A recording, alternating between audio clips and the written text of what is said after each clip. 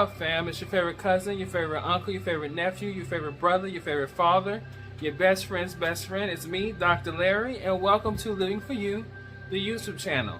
This is a safe space, a positive place in which we come together, we grow together, we love together, and we develop ourselves into being the greatest lives in the present moment, right here, right now, being the best we can.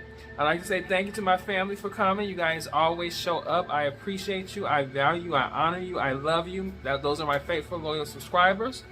Those of you who come every week and every time I post a video and you watch the videos, you might as well subscribe. It's never going to hurt you. It's going to only be there to be a positive, uplifting, uplight thing for you. This is what we do here. This is a positive pace, a positive space, a uplifting place for everybody. Everybody here is welcome. If you want to know more about me, you can go out, check out my business at www.liveforyoucoaching.com. I'm building, got things growing. It's a growing business, so bear with me on that, but get to know me. You can also follow me on social media at Dr. Larry Smith on Instagram and on Facebook.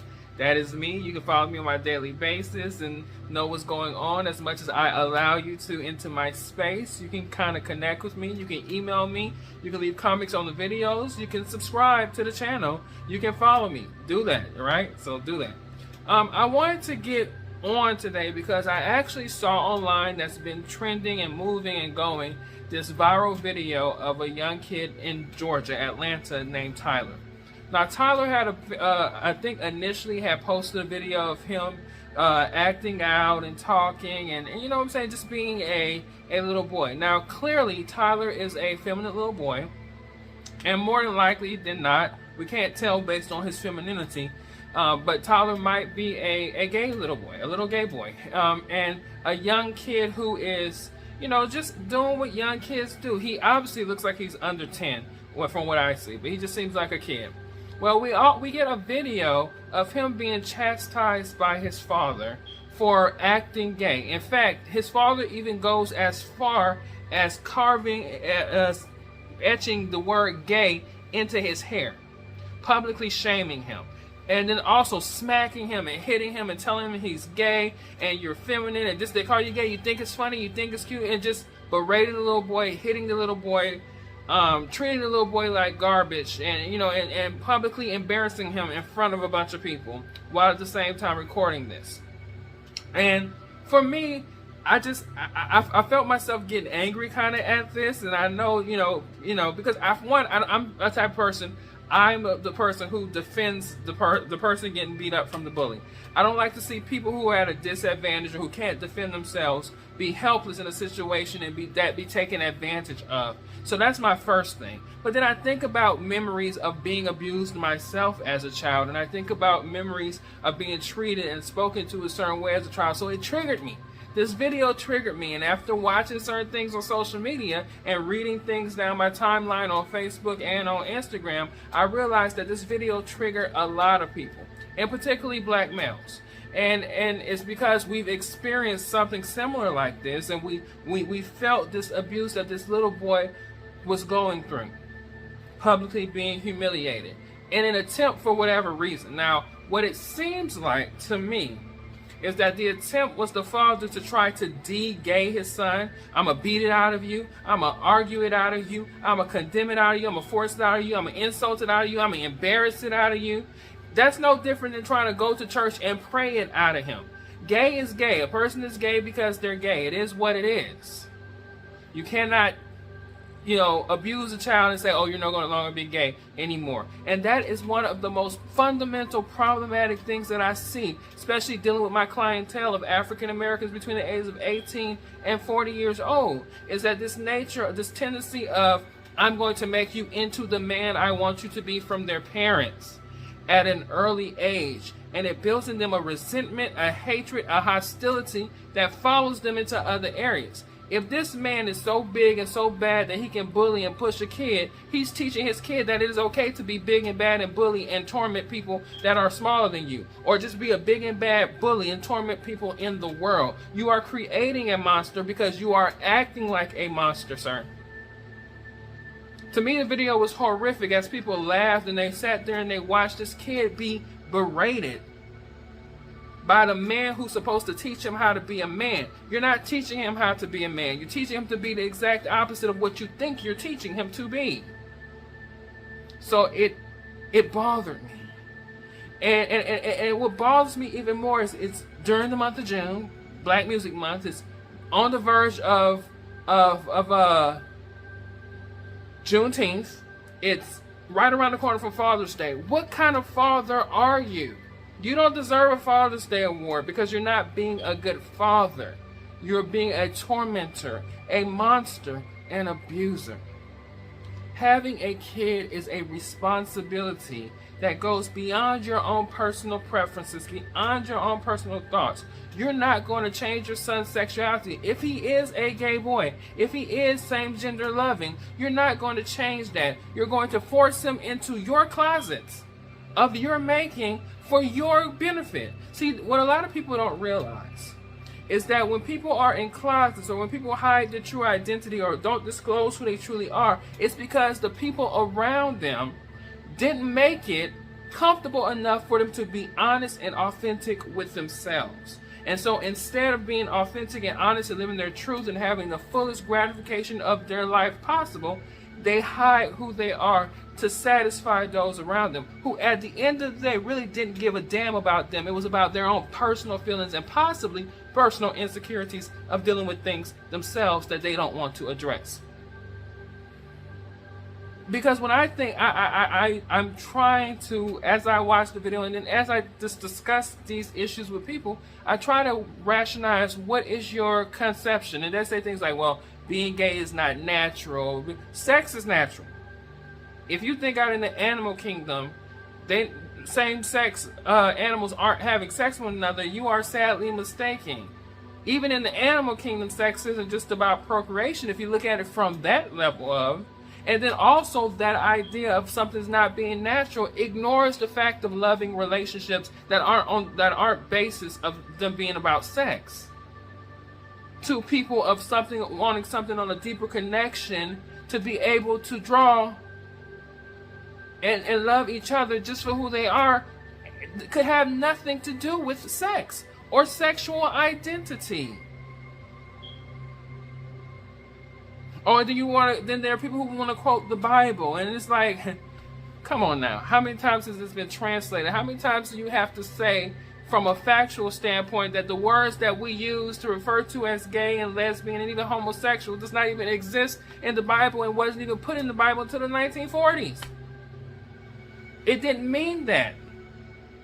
The actual Greek word translates into pedophilia. Male on child pedophilia is the actual translation of that particular word. But still we throw around these things and we go to the Levitical code, which condemns everything. From eating seafood to wearing different kind of fabrics to being around your wife when she's having that time of the month to yada, yada, yada, yada, yada, disobeying parents. You could be stoned for talking back to your parents. So clearly, we cherry picking which ones we want to apply to a modern context completely takes it completely out of context. But either way, even if you want to use a biblical approach to that conversation, let's say we shall. The Bible also says, fathers, do not be irritating your children. So if you're beating your child, publicly berating your child, carving the word gay into your child's hair, you're irritating your kid. Do you actually think that's the love of Christ? There's nowhere in the Bible where I see that Jesus beat his will into whomever he came in contact with. And as a Christian, your job is, or your goal is to follow Jesus. But if Jesus never berated and never beat somebody and publicly shamed somebody, then you're not being like Jesus. So I don't, so like I said, so watching the video triggered me as it triggered other people because it's just not right. This young man, possibly even at the point that he's in, which is more than likely, like I said, he looked like he was under 10, 12, whatever, possibly don't even fully understand who he is. He probably don't even know of his fullness of who he is sexually, who he's sexually identified with, who he's sexually attracted to. He might not even be fully engaged and enrolled in who his gender identity is, because we know that transgenderism and all kinds of other things, even human sexuality, happens early on in life, but that doesn't mean you have a full awareness of what that means on a broader social scale. So you're beating into him that him just existing as he is, him just enjoying being who he is wrong. And that's what's coming in his brain. That is the message that your shame. That is the message that your abuse, because that's what it is. That is what the message that your abuse is giving, that this kid, who he identifies is in the immediately, who he's comfortable as, who he feels he's most happy being in the moment, is wrong. What do you think that's going to give him as an adult? That's going to give him the concept, the idea, the belief that who he is somehow wrong. This is why it is so important as parents, if you could, before you have children, figure out your insecurities, figure out your biases, figure out your closed-mindedness and things that'll make you a terrible parent. And try to work on those before. But if you're somebody who has kids, as most people do, without a preconceived thought of having kids, go get therapy before those kids are born, or as those kids are growing, so that you are making sound decisions as a parent. Talk to a life coach, talk to a therapist, talk to somebody who's going to help you to make a sound decision in dealing with what your children are going to inevitably bring you. Kids aren't going to bring you a package deal of what you expected. Many times what I learned, I'm not a parent, so I can't speak from a person who has kids perspective, but I can speak from a person who knows many people around me in my family and friends who have kids perspective. Many times your kids are going to bring to you the unexpected, and you have to be able to be adaptable, mutable, to be able to work with those unexpected things. And if it's something that you don't fully understand or that you have a skewed perspective of, take the time to learn more about it. Because what this man did to his kid, and I take it he more than likely might be younger than me, but what this young man did to his young man is completely out of line, disrespectful, hurtful on so many levels to that kid and to any other kid or any other grown kid watching that, seeing that their experience in this young man's experience. We got to do better as parents. And I'll take it a step further. I'll turn it up a notch. We got to be better as black parents. Because our boys don't need trauma at home. Okay? We will get trauma out there on the streets.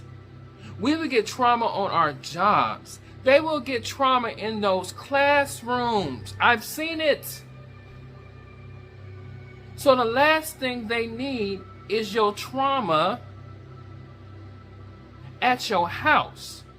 Process and deal with your stuff before you start imposing your crap and your trauma, your sickness on your kids. Because then it becomes systemic, then it becomes generational, then it becomes pathological, a pathology that's going to be hard for them to break.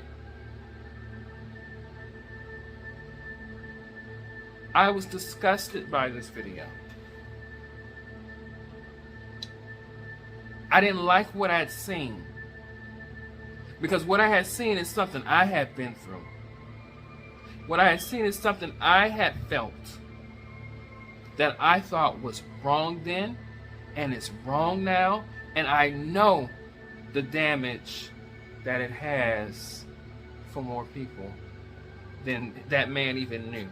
And for the mother to watch that happen says something about her character. For other people to observe and watch that happen and not do anything says something about their character.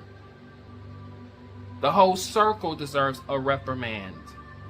Because you're not just parenting, you're abusing, you're harming, you're creating trauma for that young man, unfortunately.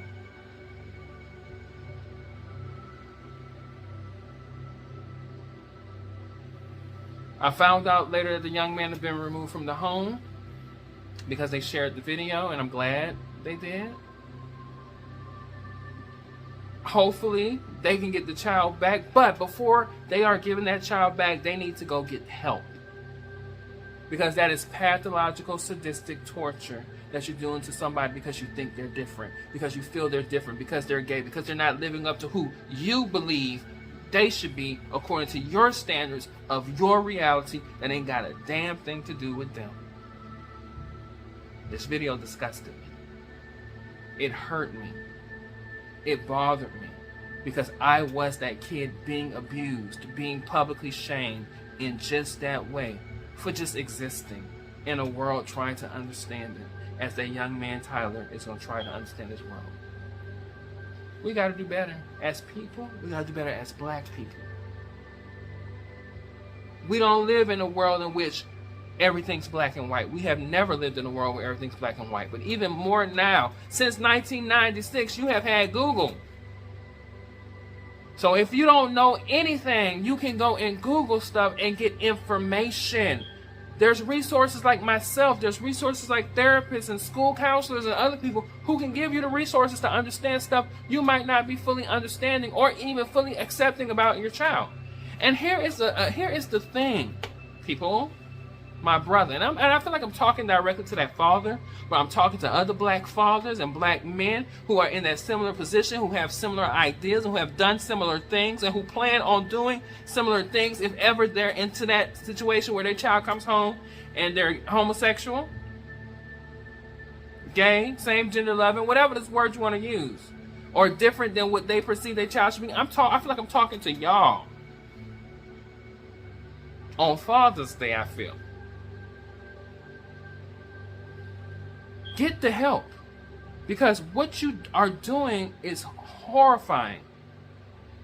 You're not creating a man. You're creating a boy who's going to pretend to be a man and ruin other lives behind him because of you. And that's your fault as a parent. And if your child is not what you want your child to be, please realize that your child ain't obligated to be what you want them to be. Their identity is just as unique and self-driven as your identity was unique and self-driven from your father. We got to do better as people. We got to do better as black people. We got to do better, more targeted as black men. Because damn it, I'm tired of seeing videos in which I see little black boys berated or some toxic black man with his toxic masculinity trying to put on the world this stuff like it represents real manhood. You know what represents real manhood? You should have hugged him.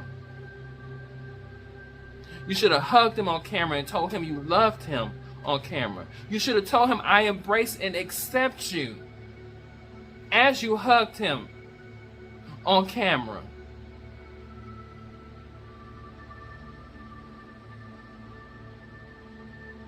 You thought that made you look strong, but what it did is it made you look weak.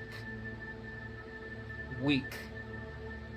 You didn't look like a man. You looked like a boy himself, trying to raise a boy who is scared because of his limited knowledge of what exists out there in the world as it relates to sexuality and gender, who never picked up a book. You look like an ignorant little boy trying to be a man. I'm gonna back off. Family, you know I was just passionate because I felt for the little Tyler. I felt for the boy. I was like, how dare this man do this, and how dare these people allow this to do it and laugh like it's funny. We can do better. We got to do better. I know we can do better. I have seen us doing better, and every day I try to grow and be better and do better myself. That's what we're here for. That's what this channel is here for us to discuss real issues, for us to entertain each other, for us to engage and educate each other, but for us to elevate ourselves and each other. I say it all the time, and I mean it. I mean it. I love you with the love of Christ and everything that is God and good and glory and light. And I'll see y'all in the next video.